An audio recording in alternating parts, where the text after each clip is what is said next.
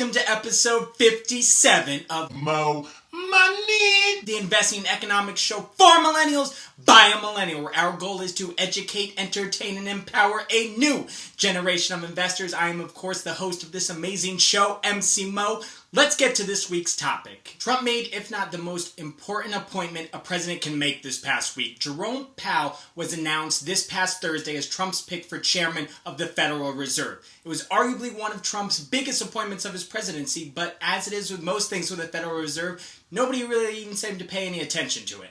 Unless you're someone in the financial world who follows the Federal Reserve, most people could have cared less. And that's the truth. Most of the times when Trump makes an appointment or pretty much breathes air, everybody has an opinion or some type of criticism. But with this decision, most people pretty much just said nothing. Jerome Powell was trending on Twitter for maybe 2 hours max before his name was off the list. I searched the tweets and most of them were from financial publications like Bloomberg, Wall Street Journal, and Business Insider. The replies were most likely like, "Oh, drain the swamp, huh?" Or, "Oh, another unqualified Trump pick, ugh."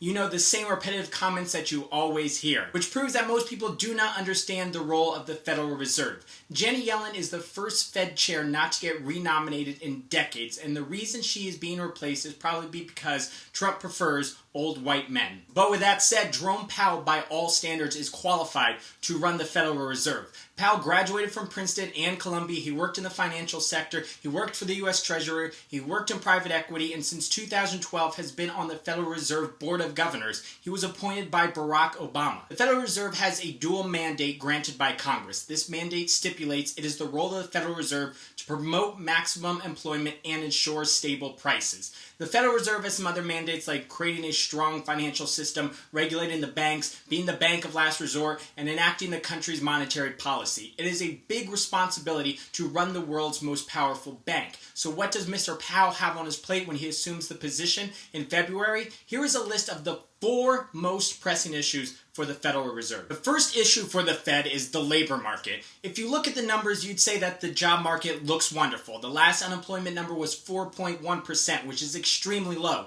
The lowest it's been since January 2001. If you went just off of Trump's tweets, you'd think that everybody in the country has a job, including kids, and they're all making amazing money, living in nice houses, and they could afford anything.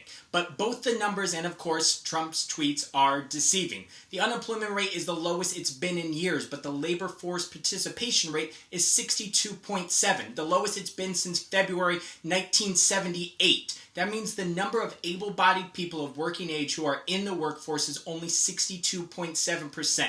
As the government agency mandated to ensure maximum employment, this is a major problem. Why have so many people chosen to leave the workforce if there are so many jobs? There's not enough sugar mommies and daddies out there to support that many people. There must be a better reason why so many people have chose to flee the workforce. Perhaps the jobs provided aren't enough to support people. Perhaps the good jobs of yesteryear simply aren't there anymore. It is the job of the Federal Reserve to look under the surface of this rosy unemployment rate and find the reason why so many have chosen to remain unemployed. The second issue that the Fed has on its hands is inflation. Actually, the problem is that there is none or very little. The Federal Reserve is basically losing their minds trying to figure out where all the inflation is. Inflation is simply the rising of prices and goods. The Federal Reserve carries out monetary policy in hopes of reaching a target rate of inflation of 2% yearly, a rate that has not been seen since 2012. Inflation occurs when the money supply increases, so the more people spending their money,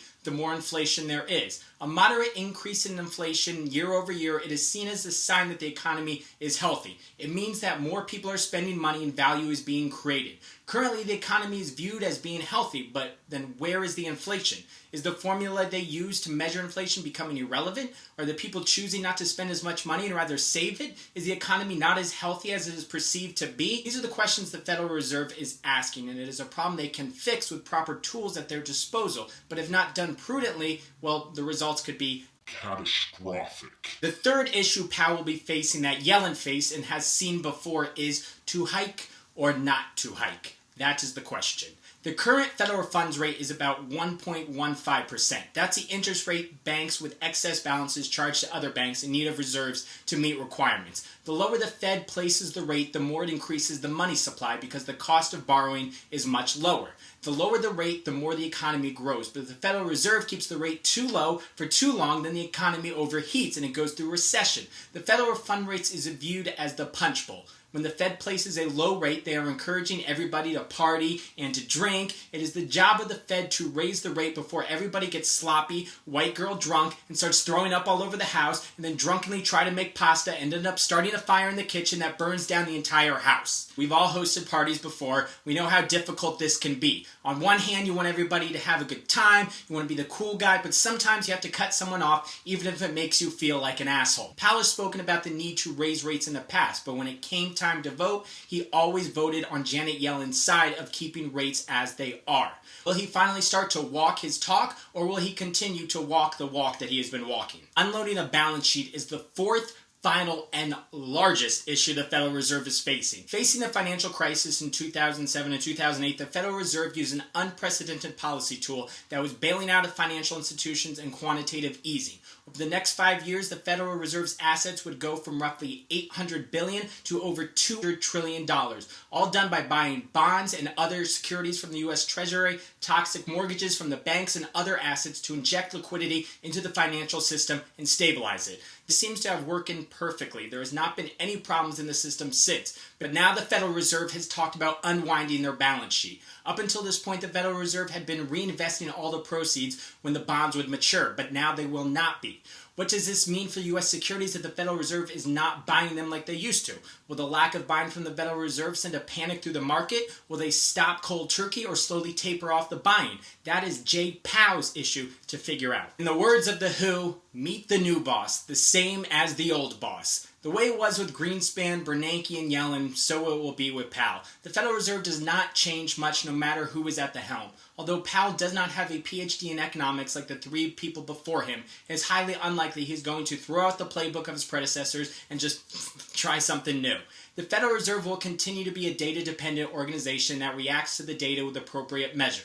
They will continue to try and maximize employment, ensure stable prices, and regulate and ensure the stability of the financial system. Powell is more of a fan of the deregulation of the financial industry than Janet Yellen is, which definitely made him an attractive candidate to Trump, but again, it is unlikely that Powell will make this a focus of his tenure. It's been nearly a decade of financial stability and a healthy economy for the United States. Now, with Jerome Powell as chairman of the Federal Reserve, it is not a stretch to say that the probability of the good times continuing lies in his hands. I am no Federal Reserve expert, not a psychic, nor do I possess the scientific capabilities of implanting a microchip in Powell's brains and reading his thoughts. So unfortunately, all I can say on how Powell will handle these issues is we'll just have to wait and see. Thank you so much for watching another episode of Mo Money. You can find new and classic episodes right here on YouTube. For now, don't forget to like, comment, subscribe, share, follow me on Twitter, follow me on Instagram, like me on Facebook.